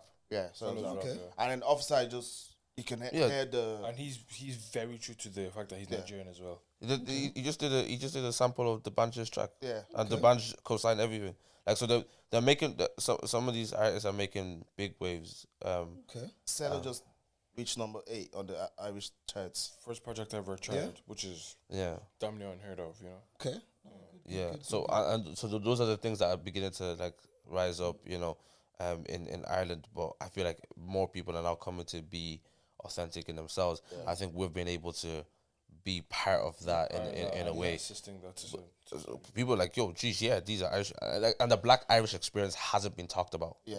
It's unique. It's a new thing. Yeah. Like, Do you know what I mean? So now we get to speak about that Black Irish experience and get people on to talk about the Black Irish experience. I've got an interesting question actually. Now, being in Ireland, so obviously, when did you guys actually come to the UK fully? Not UK, I mean England fully, as in to like move to England and say this is your residence now. We haven't moved. Oh no, we haven't moved. Oh, so you actually come back and forth? Yeah. We just flying back tomorrow. yeah. Are you serious? Yeah. We come here to do. This is our No way. 6th episode. Yeah.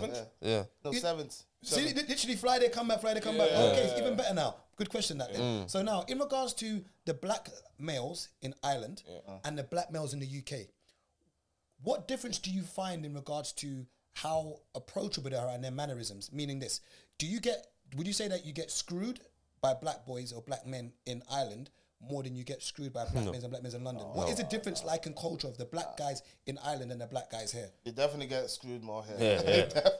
Like in Dublin, there's still a sense of community amongst black people entirely. Yeah. Do you get me? Like there's still like black fella. What's that? Still that. Yeah. I feel like here there's too many to be. There's too many black people. Yeah. What was the transition like? So, for instance, if you're used to black boys being a bit more hospitable in Ireland, when you came here, maybe not for the first time, but started coming here regularly, did you sense a tension? Yeah. Of course. Weird. I wasn't Croydon. Like, there's an element of like you can see him looking at you like, do I know you? That's the look he's giving you. Yeah. Do you get me? I'm just like, yo, what's up? I'm just trying to like. And I think that even stems from like the media and what you hear about like gangs London. in Yeah. You just have to be careful like, in this place because in Ireland, like Dominic can walk around at night and I'll be fine. Yeah. But I'm not walking down the alleyway here. That's interesting. You say that though. It's interesting. I was in I always say this story. Like I saw a guy. You went to Croydon? Oh yeah. Yeah. Careful, man. Yeah. No. Very careful. Yeah. I was in Croydon. Some guy had a scar across his face, but thankfully I was in my creative phase. So I was wearing light blue jeans and red socks and red hat, and so I looked like a neek. Yeah, so he wouldn't even he walked straight past you, didn't even notice you. Wait, I was but here's the thing, because of in Ireland, if you see a black person, you look at a black person to know if do I know you type of thing. Not we won't screw each other, but we'll kind of look, we'll make eye contact, and even if we don't know each other, we might still do style just because we're black. Yeah, but. Here, I was looking at him, and then I realized that this guy has a scar on his face, and he was looking at me, and he started giving me that that look. What did I do? I promise you, I was with my two of my friends, and they're all creatives as well. So, what I do, I looked away and I started skipping. What do you mean that's oh, Jesus Christ. My guys said get out of trouble by any means necessary. Look, I'm harmless. God knows. I was skipping, man. I have to skip. What? Mate. Otherwise, it was on. So basically, I'm not a threat like I'm not a threat. I'm not skipping. Bro, even yesterday when you act the fool at the bus stop, I was saying, bro, we're in England, I'm not backing your people. It's crazy though that remember you're still black guys, and it shows how much tension is in London in comparison to where you are in Now to say the truth is there are certain areas. So for example, we're talking about town, right? If we're in town, you see a lot of people, and it's like you could nod, you know, especially now because we're doing a podcast and we can get recognized easier. So we kind of like there's no. But in certain areas like where I'm from, Tala or Blanchardstown or Balbriggan or Drogheda, there's certain places where there is tension amongst black blacks people in general. So like, if you walk around there, you're gonna get the same response you get. Technically, the same response you get in London. You get there. Yeah, and there's a lot of fighting. There's a lot of beef. As I want to say, a lot of beef. Like not necessarily our age group, but a younger lot. What do you think it stems from? The simple, just you're from one area, I'm from one area, so we have to beef. It's so funny. Like that. Yeah, it's because it started years ago when I was in secondary school. It started with people that were older than us. Yeah, Tala and Blanchardstown. Tala and Blanche. Yeah, and So it was a over. beef Yeah, going on, it was actually over. Say Blanchardstown is one area and Tada's one area, and obviously naturally you hang around with each other. But then it was a party and a chair got thrown.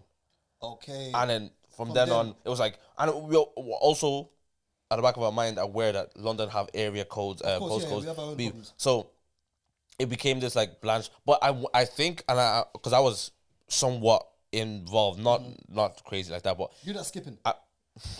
I'm just trying to get perspective. I'm from Tala. Okay.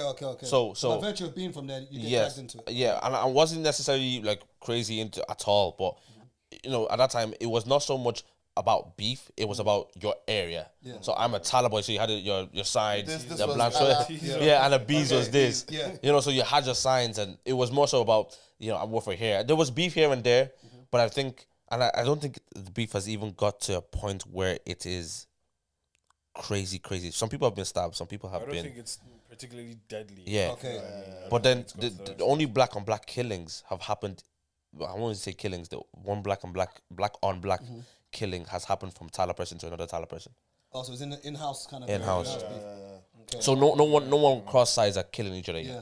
There might be stabbings, there might be things, but like that, and it's very sporadic. You know, it's not like.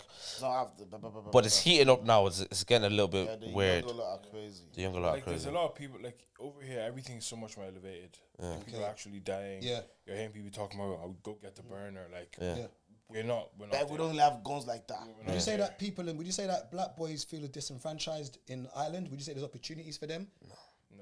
So we say there's a lack of opportunities for black We'd boys? face the same problem. Yeah. The same kind of societal problems that you'd face here. I'd say we'd face similar. But not to the extent of London. The reason I say that is because like we grew up and say there is council estates in Ireland as well, but at the same time we were able to go to college and the government say we'll pay for your college. If you're poor, we'll pay for your college. I give you Do you know what I mean? every month. If there's allowance, whatever you need, we'll give you allowance every month. Like, so there is a structure, infrastructure that can help a black man grow, but there is a cap, there is a limit. Okay. Do you get what I'm saying? So that's what I think. More so, the people that go into drugs and go into like violence is more so because it's a choice. It's a choice. It's not Because you don't really have to go into a life of crime. like if you're in Ireland, you can go secondary school, go to college for free. Like, there's a pathway. There's a path. Yeah. You go to college for free with If you choose to. You're finishing a degree with no debt. Okay, yeah. Do you get me? You don't have to pay So when back. you say college, you mean university? University. Yeah, Oh, you can actually go to uni for free? Yeah. Like As in if 2022? yes, if you don't have like, if your parents don't have the money, Susie will sort you out. What scheme is called? The hair scheme or There's Hair scheme, their scheme. There's obviously like Susie's like if you don't have enough money, they will pay your college fees and pay you monthly and then pay you for money monthly. to spend like. So literally give you an allowance to make sure everything is working out. Yeah. So there is a pathway if you choose to. Yeah, but Okay. like, so everyone that's gone into that life of crime and stuff, it's a choice. They want to do that. Yeah. Now, not to say that there isn't a small sect of people who, like, you know, it's really tough for them, and that's what that was the path they went down. But the rest, like the younger lot, is because like they see the olders with the whips, the money, the girls. clothes. Come on, Yeah. Okay, that's who wouldn't want that as a young person? Like you want that. I remember being in secondary school and fraud was the thing. Like it still is the thing, but fraud was heavy. You know, Heavy. and you know, so even I an island like big. what? Nigerians are everywhere. Nah, again. Nigerians are everywhere. Nigerians are global. It's You know what I heavy. mean? Like, but the fraud thing, yeah, bro. Like, I remember being in school and everyone's like, "What jacket do you want?" What? I don't have to pay. Yeah. Oh, there was one summer. Remember that summer? I was around Ford Boys for the whole summer. Yeah. It was a great It summer. was a great summer. Fantastic summer. Yeah. Bro, Oh wow. I've benefited from it as well. Yeah. Yeah. What do you want to eat?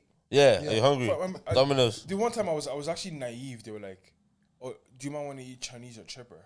And the guy just goes, "Oh, we'll just get both." Yeah. I see what you're doing. They gave me a house special for and then a dollar come up as There well. was one time we got into a hotel, yeah, and then they must have kicked us out. Man, 10 minutes later, we were in another hotel. Yeah. And it's not like double bedroom. This was the penthouse. Yeah. Okay, no, enjoy, man. I was tempted. I won't lie to do it, but I knew because the kind of person I am. If I started doing it, I'll still be doing it today. Yeah. I'll still be doing it because it's easy money. Yeah, that's the climate in Ireland. I think there is more people that are trying to do better for themselves now, and trying to barge into the doors. Like we have artists that are trying to do that now. We have content creators that are doing that now. Like so, the people that are trying to like make a name for themselves. We even have like organizations like Black and Irish that are like trying to host things for us, like to feel award shows and stuff like that. So there's a few things. Who would you say the role models are for the young people right now? So let's look at someone who's maybe the age of 11 to maybe 18. Who would you say they look up to? In Ireland, And I'm talking about could they think of somebody in Ireland? You see, do you know what it is? The way I always compare Ireland and UK, you have grown men that were born here, like kids. You have people's grandparents were born here. We don't have that. Okay. Generation You know what I'm one. trying to say? A lot of our parents moved here. Okay. And some of us were, like, in my family, my sister was the only one that was born in Ireland. Okay. And that's the youngest girl. Do you get me? In his family, it's probably the same as well. Or All three of them actually. So that's kind of the generation we're in. So I don't think we have, like, olders that we're looking at. No, I think not us.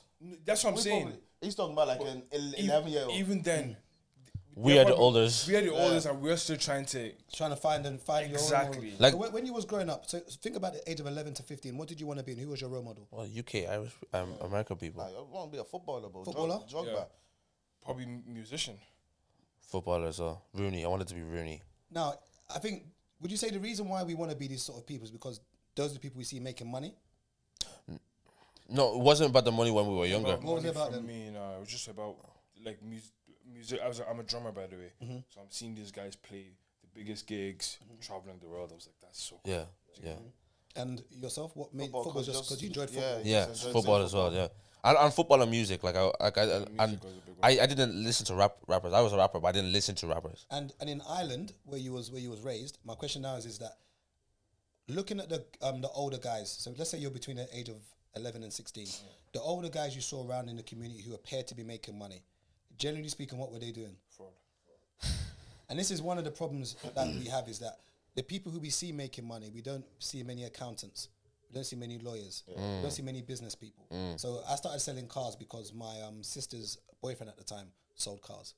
Now, it was only because it was cars he was selling that got me into it. If he was selling drugs or doing fraud, I'd have gone heavy into it. That was my representation of what money was as someone who was older than me. And he was the one that taught me how to buy salvage cars. I used to buy cars that insurance companies wrote off, and then I'd buy them and then fix them and sell them on. So it was from him that I learned that. And I always say that representation, once again, is everything. Meaning, that's why I'm asking, who were the older guys that you saw? Because if it's a lawyer that you see driving a fly car or looking fly, you might want to be a lawyer. It's just that when growing up, all I ever saw was rappers, footballers, drug dealers or fraudsters. I didn't know, or maybe I did know an accountant, but didn't know what they'd done. And maybe there wasn't around me to know, but I can't remember. And they will probably want like showing off their money like that. And I think, and I don't know whether it's important for those who are making legitimate money to kind of not show they're doing well, but unfortunately, the young generation need to see that people who are legitimate are actually doing well. You know, And they because don't have to be looking over their shoulders. a lot of our parents who were accountants and lawyers, when we grew up, we didn't see the money. At all. And it's hard to tell a 16-year-old boy to go to college and uni to become an accountant when you, your dad, or your mum is an accountant or lawyer. And you kind of struggled all your life. All your life. Yeah. How do you have that conversation with your son? I say, go to college and uni. You say, you went to college and uni, mum. Yeah. Darry Jimmy. Dari Jimmy. Get Dari and Jimmy. And it's hard. It's proper hard. Because even when I was growing up, and I went to uni, I did a Mickey Mouse degree, but I went to uni just to get the paper so my mum can put it on the wall and be like, oh, my son went. I studied business management and marketing. Rubbish degree, but I finished it anyway just to get the degree. Because if it's not for me, I'm just if it's not like a science degree or some kind of doctor or some kind of lawyer, it's just people doing media studies. Nothing wrong with that. Once again, please, I beg, don't come and start shooting me. There's not if you want to study media studies or anything like that and get your degree and show off, my guy, do it. But for me, I did a Mickey Mouse degree just to give it to my mum. Now I'm assuming you all went to uni. Yeah. So what did you study? Sorry. Technology management. Okay. I quit. I left uni. Oh, why? What happened? Sorry. I just couldn't hack it.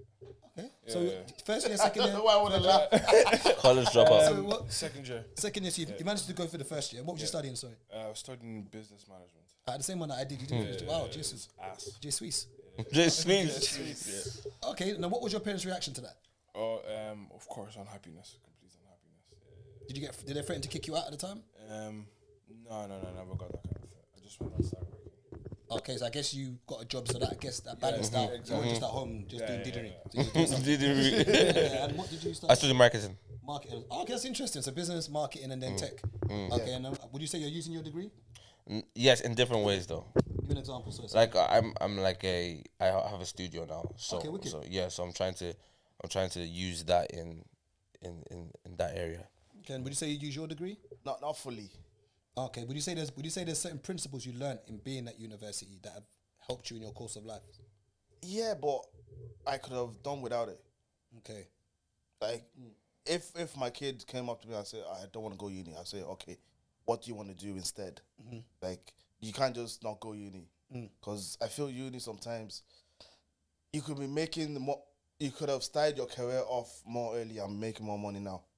If you get what I mean. Yeah, I So understand. I feel like if I didn't have to go to uni. Yeah. Okay, and ask what do you guys do? I know you do the podcast, but what do you guys do outside of the pod? 9 to 5. Yeah, Okay, in what field? Tech as well. Okay, so you're technically using your, excuse the pun, you're technically using your degree. Yeah. Okay, and yourself? Logistics management. Okay, how did you manage to navigate that without a degree? I just got a job and just Worked your way up. Yeah, Yeah. that's what I'm talking about. Like, Yeah. if you start As you off can see. young, you can work, you can get ahead quicker. But funny thing is that I can sense from how your mannerisms are that degree or no degree, you'll find a way. I can just sense that you'll find a way. Where you got like 5'10", how tall are you? He's like 6'3". 6'3". He's 6'3".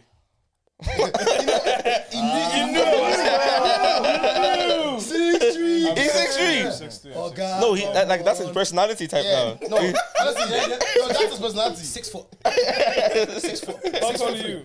Well, now you're saying you're 6'4", I'm 6'4". You know what? Go for So it. that's adding inches. Let me add my own two now. Like I think as well. Like you have to in Ireland, it's either you become very complacent and happy with where you are, or you have this like the fire in your belly, just like I'm gonna just go for more or make it somehow. Do you know what I mean? And our parents really taught us that because they came to the country and they bypassed trying to have this amazing life for themselves just to survive for us. So I think a bit of that has been passed on to us. Like, yo, no matter what you're doing, bro, don't go and settle to be, what do you know what I mean? You must go beyond what you, yeah, do you know what I mean? So I think our parents really pushed that into us. And that's the one thing I say the black people have in Ireland, because not everyone has that. Not everyone has that, especially, like, our parents are still, like, taxi drivers or security guards. Do you know what I mean? Or social workers. Like, that's literally what they're doing. And they bypassing this whole, you know, living this queen or king lifestyle just so we was able to eat, you know. So and it goes into the whole conversation of parents, like why, like sometimes we didn't get the love and affection from our parents, That's bad though. I know, but then I was having a conversation Very bad. with one of my guys about it because he was like, I understand. Okay, they didn't when they came home. My mom, for example, she had 2 shops, and then she went to the post office at night time to work. So she's going from 8 o'clock till 6, 7. And then at 9, 10, she's heading off to the post office. Someone telling her, "Yo, pack all these things, right?" And bear in mind, she's coming home. She's making food for us. She putting and a single parent. She's doing all that by herself. And this was a stage in my life that there wasn't so much affection and love because she didn't have the capacity. She didn't have the capacity, and I look back at hindsight. I'm saying like, well, what else could she have done? Yeah. Do you know what I mean?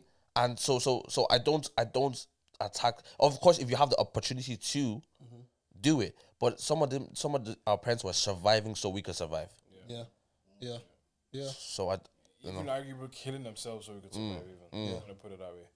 And it's been a struggle. It's not been easy for our parents. Definitely dealing with the racism they would have dealt with at that time. Yo, my mom got spat on with pushing me in the buggy. But I grew up here. I not grew up. I was spent like 5 years here. Yeah. And then we went there. First year that she was in Ireland, they spat on her. Yeah. Racism was crazy back then. I remember a man. Remember the story I told you on Moore Street. This man stopped me and my mom, and he was with his 2 sons, and he asked my mom, goes, "Sorry, can my son touch your skin?" He feels like you're made of chocolate. What do you mean? He feels like you're made of chocolate, and he just wants to make sure you don't melt. David Jimmy. This was 0304. David Jimmy. David Jimmy. She said you want to make sure that doesn't melt. Yeah, 0304. That's crazy. That's crazy. Wasn't I that think that's the wildest one I've heard. that hasn't been 20 years. It's not been 20 years ago. Yeah, that's crazy. It's crazy. Well, I really want to know, did your mum allow you to The guy shook our hands. Oh no, David Jimmy. African parents, like they experience racism differently from the way we understand what racism is. They didn't get it. They didn't get it. Yeah, touch him down, touch him. Yeah. Touch him. We put her down. Don't touch it. Bro, nearly every school I went on the first day, I always got into a fight. Yeah. Always. There was one time I was the only black kid in because there was like 1st to 3rd year and then 5th to 2nd. So from 1st to 2nd, second class, it was me against the whole of 1st, 2nd class in football. They said, no, one guy, he was cheeky, he said, blacks against whites. Bro, don't say blacks, say black. There's only one of me. Black against white. I managed to score one goal against all of them. Bro, I managed to score one goal though, bro.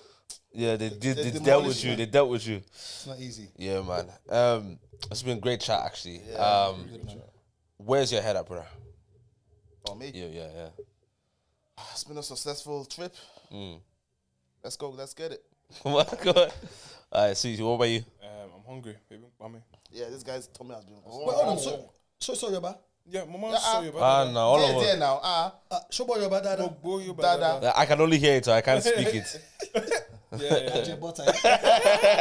My beans. My bins. My beans. You just hungry? No, yeah, I'm going to steal some of your terms. No, please take David it. David Jimmy's? My And beans. 5 fragments. What's that one you said? Fragment of excrement. Yeah. And just Swiss. Fragment of excrement. Yeah, I'm just hungry and I'm excited to release this episode, man. Honestly. Yeah. For sure. This is a good one. What about you? Where's your head at? I'm gonna start the week. I'm gonna go to the restaurant now, so I've got a busy one. I'm gonna go there and then start my crazy week, just dealing with these builders. How far away is the restaurant from here? Put it from where we are now, about 40 minutes. Okay. Yeah. What minutes drive is it?